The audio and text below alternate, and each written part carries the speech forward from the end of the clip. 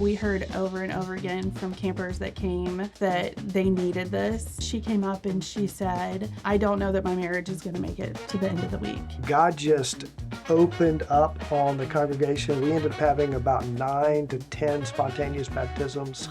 But what really blows me away is the comments that we're getting that we've been married 30, 35 years. After this weekend, we just have a radically different new beginning and understanding. Those moments are like, you can't make it up. Watching God do those things is just amazing. Welcome to Changed Lives, a podcast from Life Action. As we close out the year, we're taking a pause from our normal episodes to look back at all God has done through this ministry and the people who've been part of it. In today's episode, I'm joined by Fehsenfeld, Sara Bishop, and Shane Black as we reflect on 2025, sharing stories of how God has been at work through our church events, at our camps, and in relationships strengthened through SoulMates and TeamLife. These stories are what your partnership makes possible.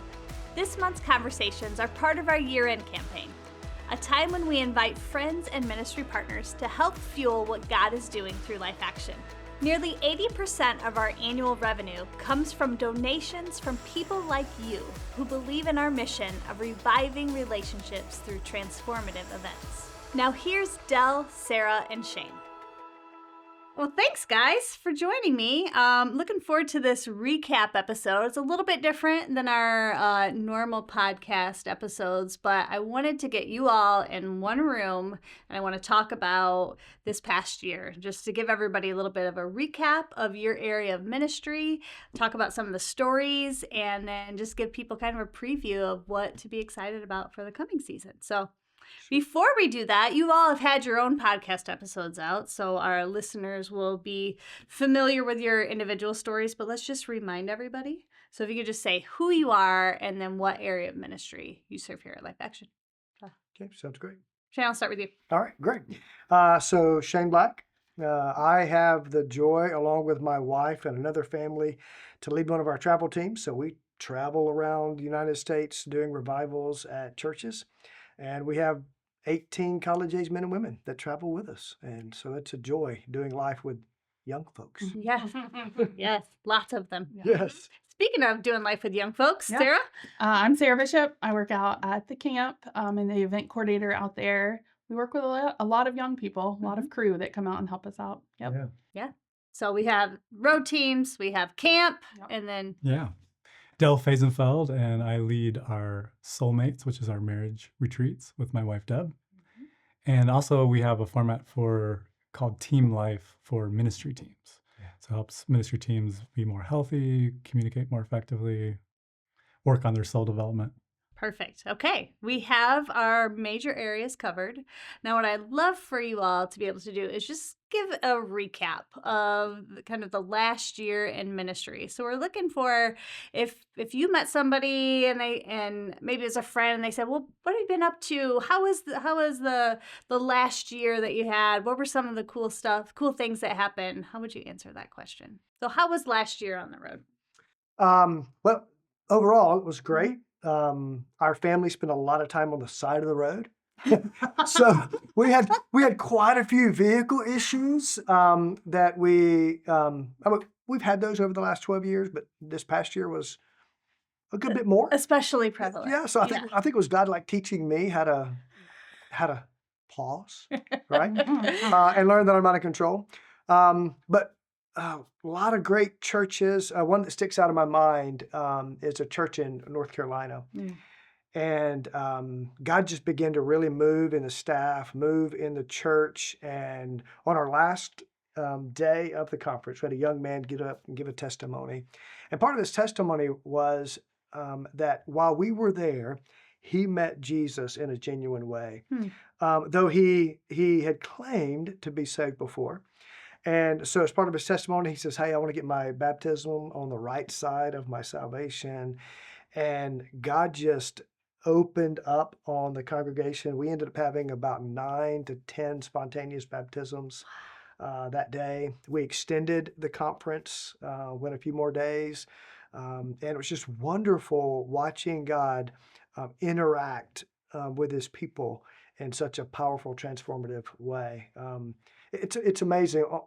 We get to see God do more in a year on the road than you would in a lifetime of just daily church ministry. And so it's a great joy. There's marriages that were on the verge of divorce and God restored. Another one that sticks out. We were at a church, and the associate pastor, God convicted him that when he was doing his schooling for his PhD, he cheated on one of his exams. And through a story that we share, God convicted him, and he reached out to his professors, told them the story, and they were able to bring resolution there. But the beautiful thing is he was able to receive forgiveness and clear his conscience for what he did. And God restored his joy for ministry. And so watching God do those things is just amazing. It must just bolster your own faith, being able to see these stories of transformation taking place week after week. I know there's a lot of hard, right, being on the side of the road, but when you get to be part of all these stories, what does that do for your own faith, your own walk with God? Wow. It creates space for our family to be able to say we have history with God. We've actually seen him do things that man can't manufacture. And so just being able to watch him show up when sometimes, quite honestly, we're going through the motion of doing what we do. And God reminds us that he is the sole reason that we're doing what we do. And it allows us, when we face obstacles in our lives, like being on the side of the road, it allows us to turn our eyes back to Jesus and say, you haven't left us. You're still right here, and we can trust you. That's so good, Shane. I love that. Speaking of having a history with God, what about this past year, rather, at family camp? That really played a role in the theme. Can you talk a little bit about that? Yeah, so our theme was Remember this year, and we heard over and over and over again from campers that came that they needed this, that they need to remember all the things that God has done in their life, and that the current trials that they're going through, just like you said, they have that history, but we so quickly forget the things that happen in the way that he cares for us and takes care of us. And yeah, it was great this year to hear the stories. So we do a testimony night at family camp on Friday nights, and just to hear story after story of how God impacted them through remembering the things that he's done for them in the past and how he can continue to take care of them in the future. Yeah. So yeah, we had a lot. So when families come in, they go to check in, of course, for family camp, but we pray with each family that comes. And it's a really special time to connect with the families if they've been coming for years or if they're brand new, to just say, what are you coming in with this week, that we can specifically stop and just take a minute and say, Lord, this is what we have and this is where we are.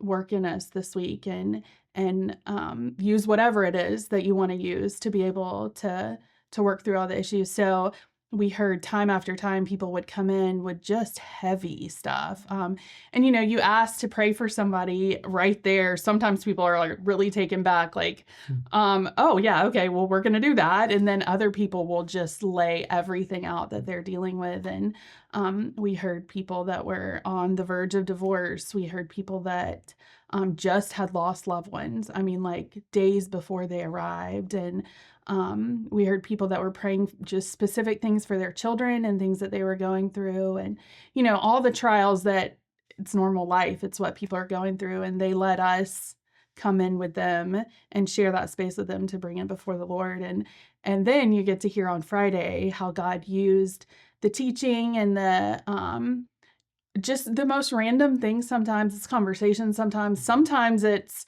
a family in the escape room working together and they didn't actually think they could get along with each other. And so seeing how God uses that. The one that comes to mind specifically is somebody that I knew, and she came up and she said, I don't know that my marriage is going to make it to the end of the week. And so that's what she said. She came up by herself at check-in. And so I said, well, let's pray right now. And so we prayed. She came, second day of camp, she came up to me and she put her hands on my shoulders and she said, it's over. He doesn't want to be here. He doesn't want to try. He's done. He may end up leaving, actually. And I said, okay, well, let's pray again. So we prayed again. And then by the end of the week, her husband was the first one that stood up for testimony and said what God had done in his life and how he didn't want to be there and how their marriage was not great at the beginning and that they still have things to work on, but that God had just done such a miraculous work in his life that week. And yeah, so that was that. Those moments are like, you can't make it up. Like, there's nothing that anybody could have done that week because she was trying everything she could, and only by God coming in and taking over and telling him what he needed to do to fix his stuff is what changed him. So yeah, those kind of stories are what fuels your fire to go on, like for another week. Oh, another week. Oh, yeah. Because you have a lot of weeks out there. There are. It's long hours, but it's so worth it. Yeah, I love that. And, we have a passion here about reviving relationships through these transformative events. But the relationship, Del, that you're focused on a lot are the marriage relationship and kind of what Sarah was talking about. So can you speak a little bit about your year? Yeah.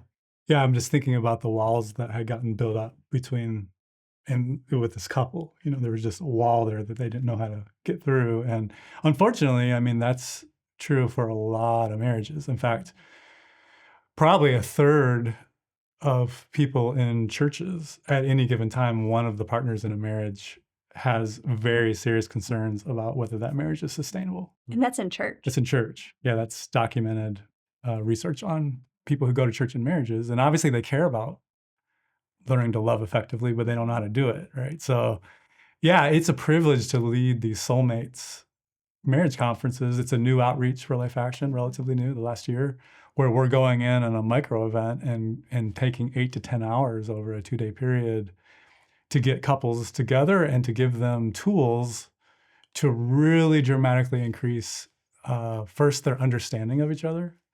So one of the things that I just take such delight in is that 80% of conflict in a marriage can be traced back to just simple misunderstandings and negative perceptions, and like the walls get up and the resentment gets up and people get defensive and they don't know how to get through that.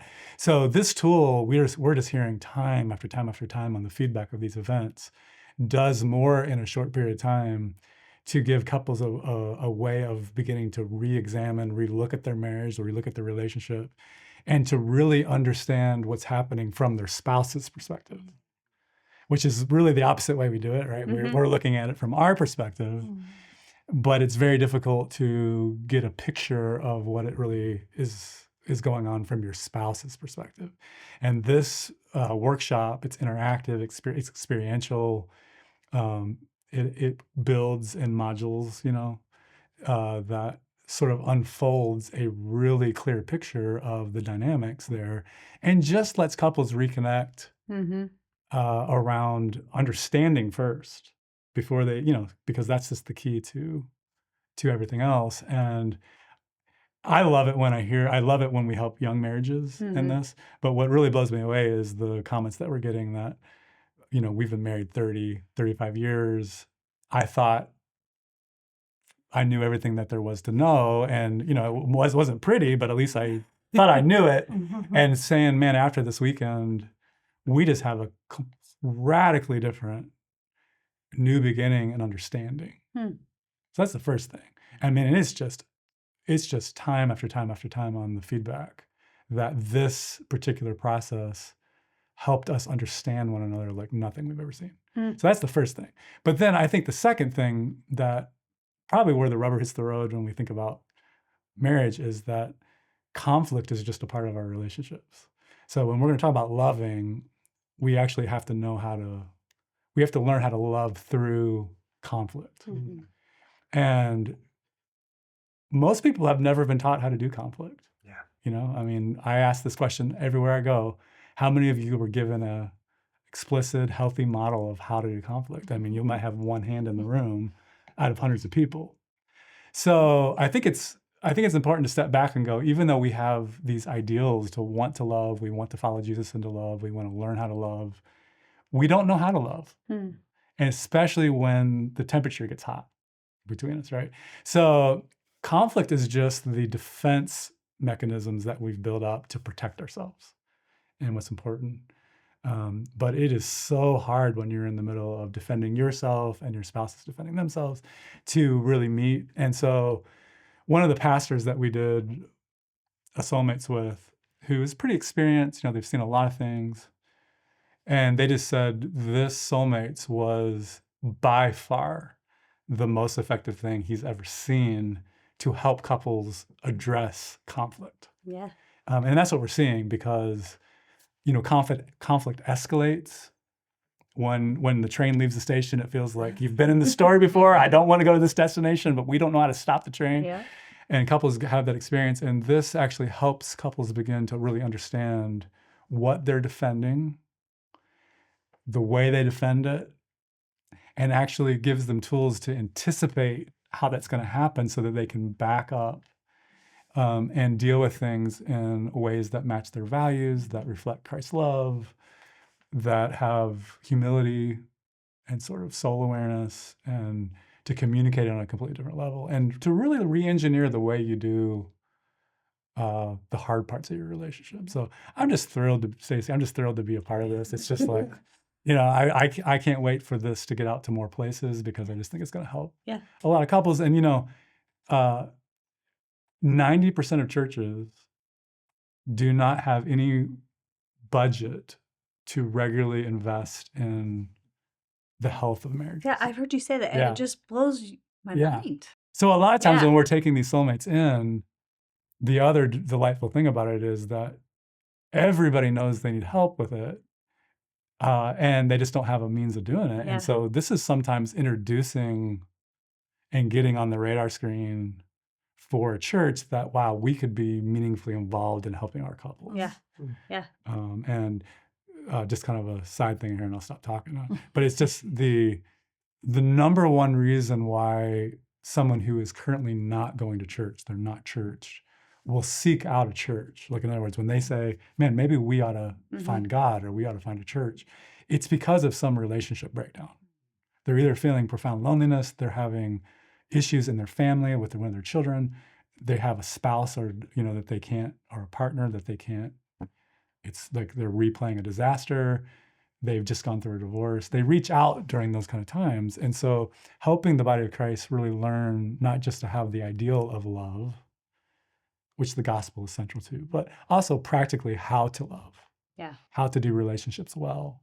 That's part of the vision of reviving relationships, that we're a part of here and get to be a part of. Yeah. And I haven't got to the ministry team part of that, but that's Well, the marriage I thing. think it's so rich, and Shane, I'd love to pull you into this because Dell's kind of painting the picture of what might be going on in the churches out there, and then you're stepping into these churches. So what's resonating with you, what you're hearing? Yeah, Dell said that we don't know how to love well. What we find across the board, starting right here with me, is I know how to love well myself. I mean, I love me some me, right? And so we go into these churches, and the truth is there's so many people sitting in the pews that desperately want to be seen. They want to know that somebody else knows them and sees them and loves them. And unfortunately, in Christian culture, we hide behind those church pews because we think when we come to a church, we've got to show up a certain way. And we've got to impress everybody else in the room and let them know that we're okay. When the truth is we're all in desperate need. And so I was able to be with Dell and Deb when they did a Soulmates, and it's absolutely transformational. Watching the people are actually actively working on their relationship. So I like to call it a soulmate workshop. It's not a marriage conference. It's a workshop where you're actually practically getting to the nuts and bolts. And I think what happens oftentimes is the couples are seeing each other. And they're seeing what their core motivations are and why they actually do the things they do. And they go, oh, that makes sense. Now you're not just a jerk. Right. There's something in there that's making you do that, and you're actually being you. And there's beauty in it when I get to see behind the veil.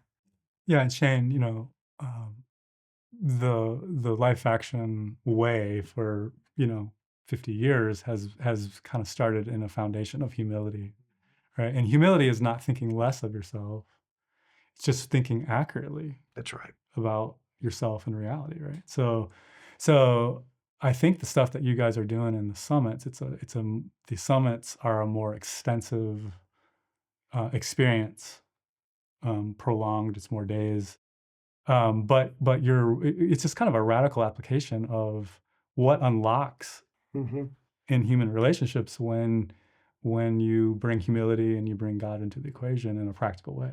Yeah. And it's amazing what happens in summits as well. Yeah, I love what he just said. I think one of the things God allows us to do is be a part of the process of unlocking people.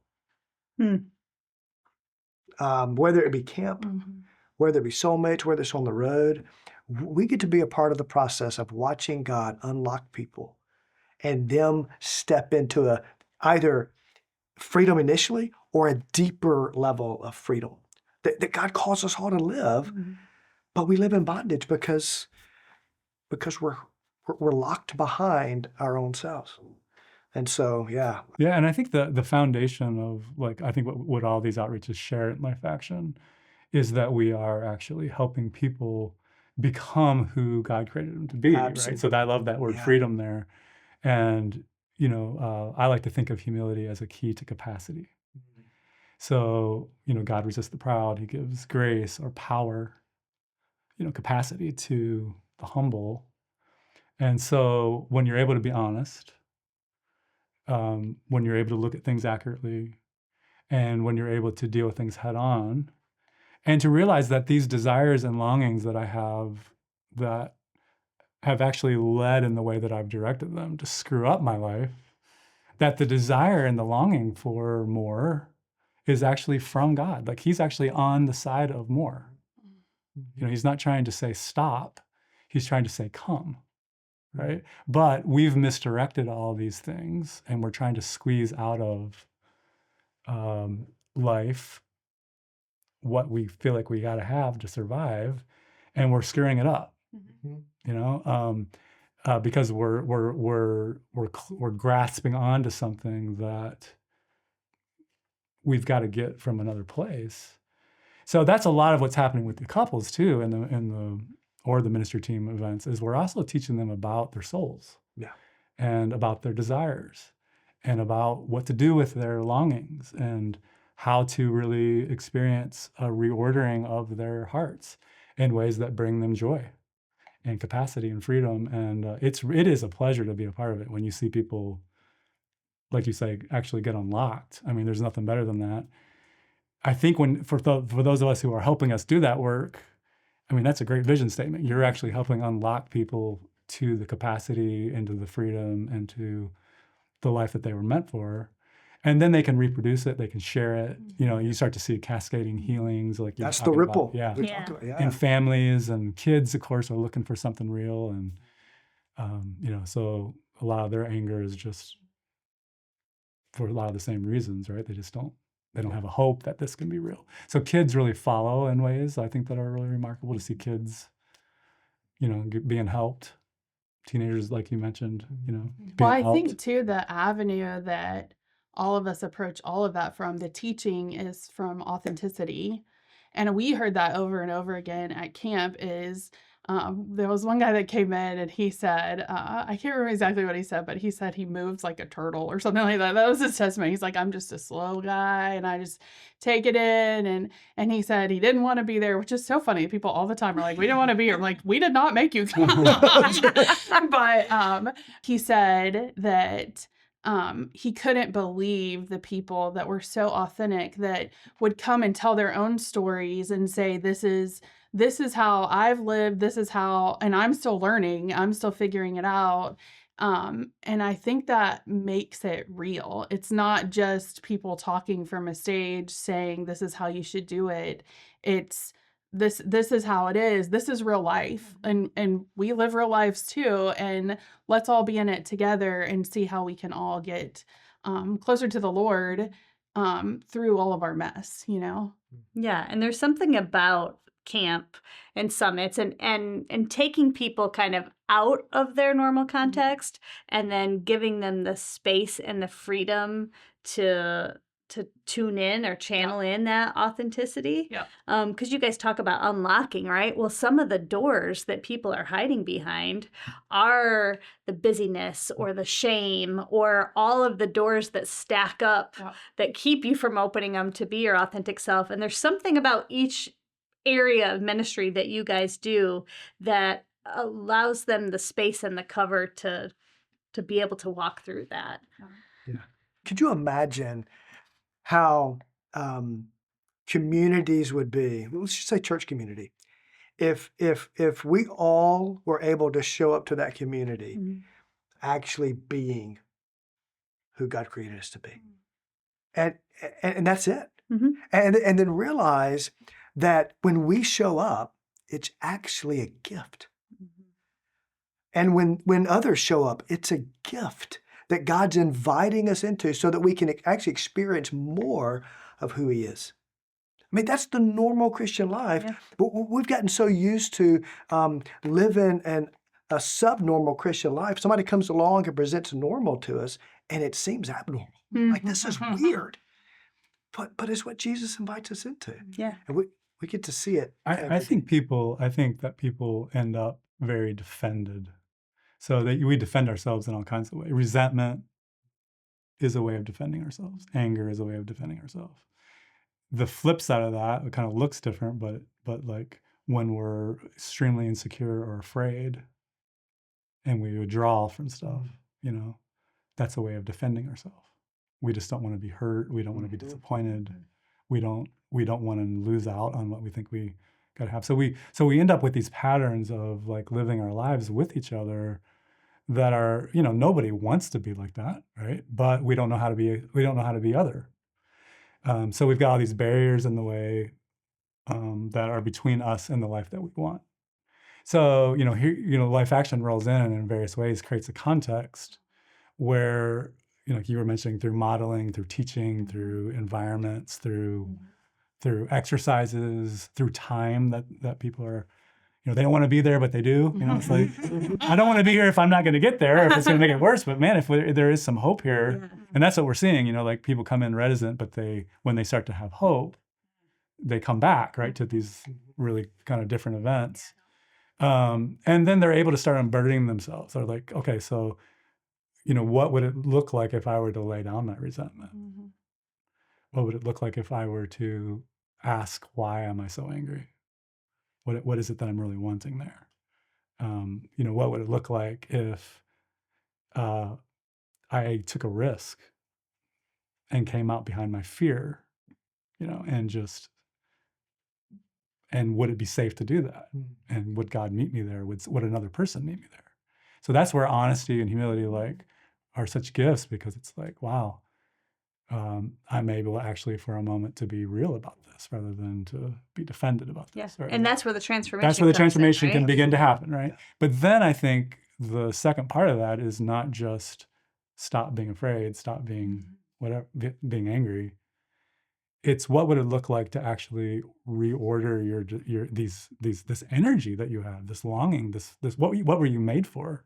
What would it look like to actually step into a different way of being with each other? What would it look like to love, to actually move towards someone that, you know, I've been moving away from? and have a different experience of that, of Christ overcoming in that.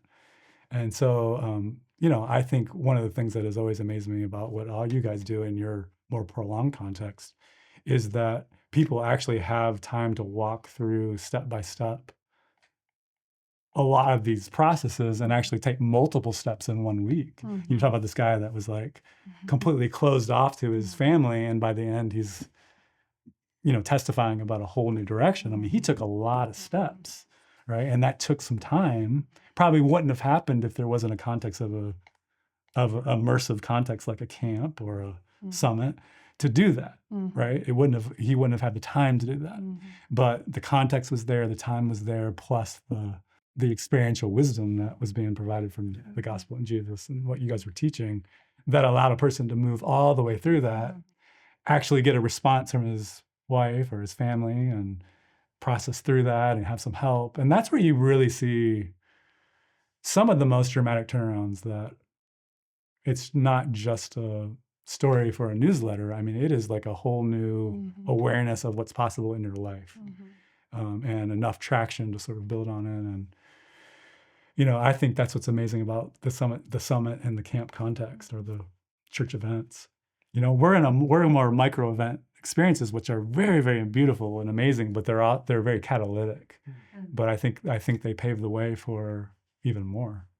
Yeah. And you guys all are bringing up the more, right? We talk a lot about the abundant life that Jesus has for us. And you kind of tapped in, like, we're kind of used to this like subpar, well, this is what we get, when really he wants to give us way more. But it's just that tapping into that part that I think is hard for people who are just going through the daily grind and not seeing it lived out by others around them. And that's what I think all of your contexts do. And then there's like this experiential part that I think is unique in each one of those, where you're not just saying, here's the wound, let's open it, good luck, right? It's like, here's some practical ways to put your lives in action in these areas. And that's, I think, along with Jesus, that's kind of how the hope comes in, because like you're providing a path or a way.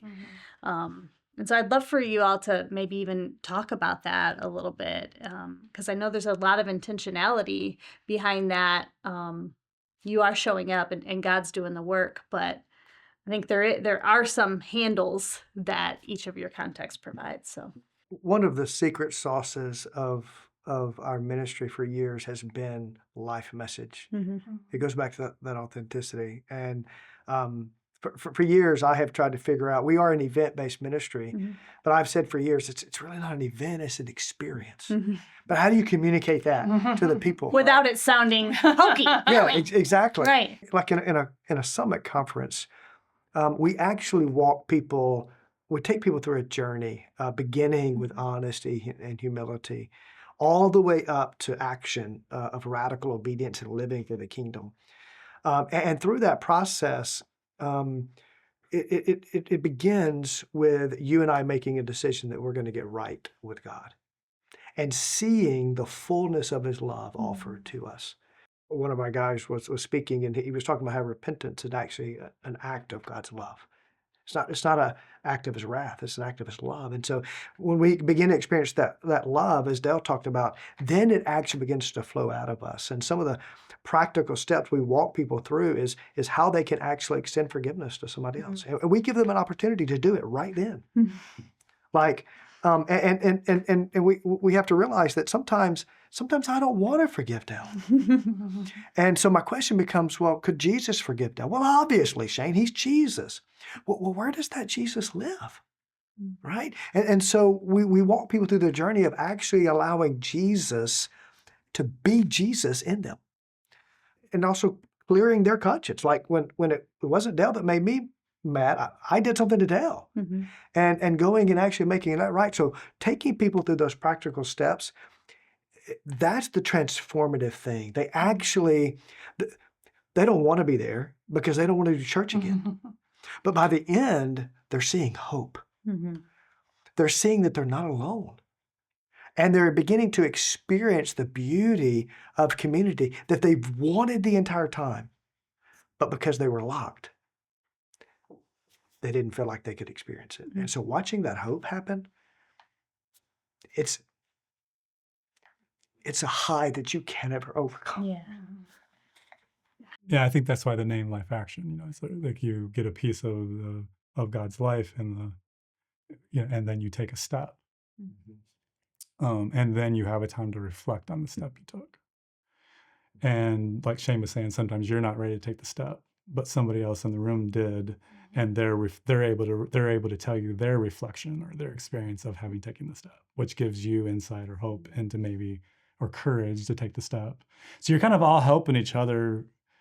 It's kind of messy, but you're kind of moving in further in into these experiences with God, and your faith is growing, your hope is growing, and you're experiencing the exhilaration of being in a place you hadn't been before, and feels amazing, I mean, and it's hard, but it's also great.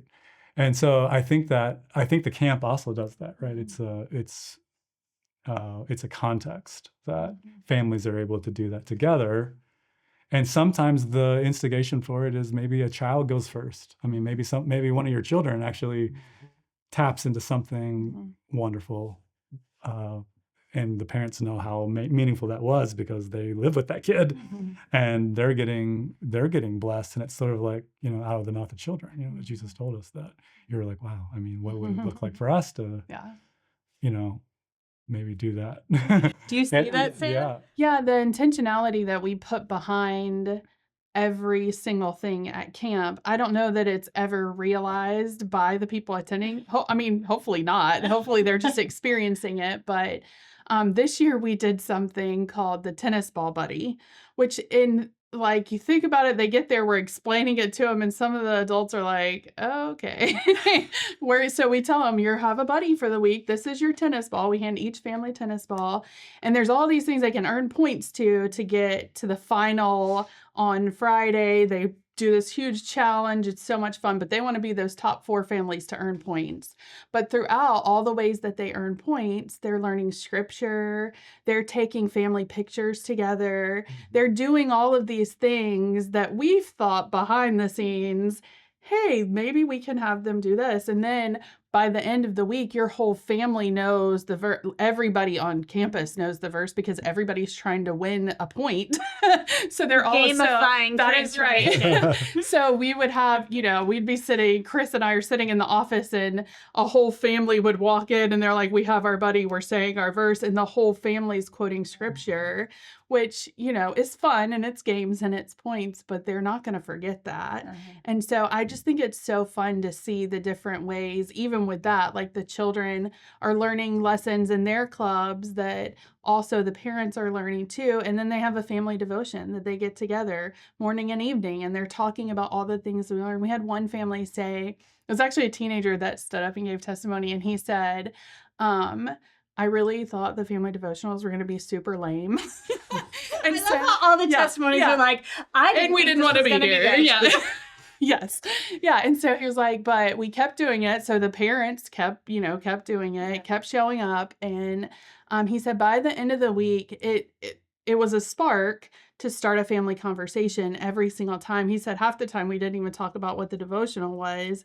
It was more of, why are we treating each other this way? And by the end of his testimony, he started talking about how his appreciation for his parents, the love he had for his siblings, and it's all that kind of stuff that just happens. It's the transformation, and sometimes it's a tennis ball or a family meeting or something like that, but God uses it all to work for his glory. So, yeah. I mean, Del says all the time, and every time you guys bring up a story, it just reinforces that revival happens through relationship, right? And you guys get to see front row seats to just relationships that I think you were hinting at.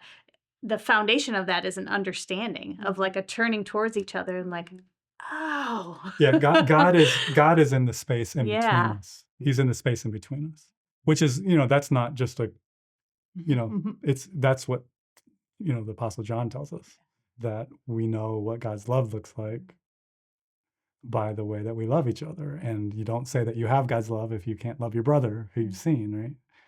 And so God is in the space in between us.